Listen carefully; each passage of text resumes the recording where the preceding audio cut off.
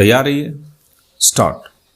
महोदय, हमने एक समूची जाति की इस पराजय की तरफ और अपनी सुरक्षा के लिए इस खतरे की तरफ बार बार विश्व समुदाय का ध्यान खींचा। भारत पर इससे पड़ने वाले आर्थिक और दूसरे बोझों तथा भारत की सुरक्षा के लिए इससे उत्पन्न खतरे के बारे में सर्वत्र जनता ने सहानुभूति और समझ दिखाई, लेकिन वहाँ की सरकार नैतिक और राजनीतिक रूप से निष्प्राण दिखाई दी।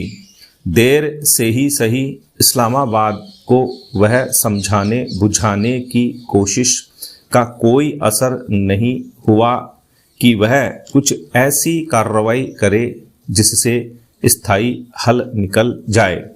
पश्चिमी पाकिस्तान की सेना का गुस्सा इस कारण बढ़ा कि बांग्लादेश की जनता उठ खड़ी हुई और उन मूल्यों के लिए लड़ी जिन्हें सेना नहीं समझ सकती और जिनका उसने पाकिस्तान के हर प्रांत में दमन किया है।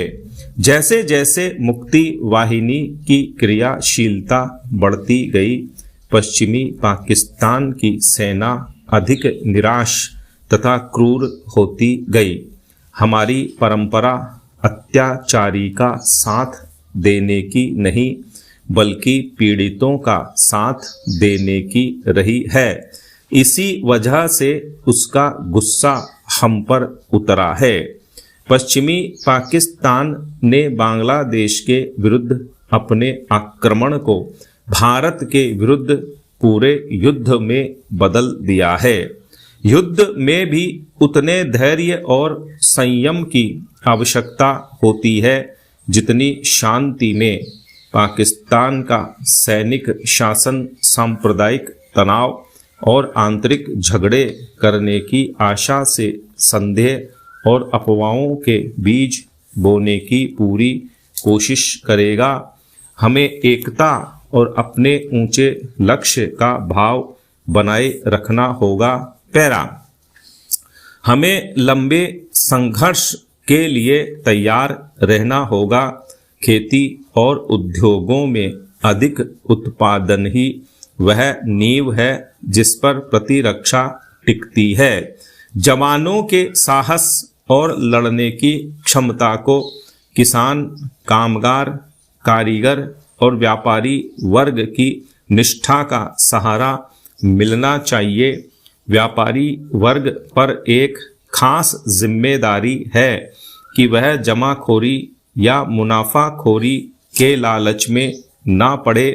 कलाकारों, लेखकों, अध्यापकों और विद्यार्थियों से राष्ट्र अपेक्षा करता है कि वे हमारे आदर्शों की रक्षा करेंगे और हमारा हौसला बुलंद रखेंगे। अपने देश की महिलाओं से मैं विशेष अपील करना चाहती हूँ कि वे अन्न का एक एक दाना और पैसा बचाएं और किसी तरह का अपव्यय और बर्बादी न होने दें। हम में से प्रत्येक का ध्यान राष्ट्र की शक्ति और स्थायी सामर्थ्य का निर्माण करेगा। हमने शांति का पक्ष लिया है, लेकिन शांति की भी रक्षा होनी चाहिए। आज हम अपनी मातृभूमि की अखंडता और राष्ट्रीय सम्मान के लिए लड़ रहे हैं।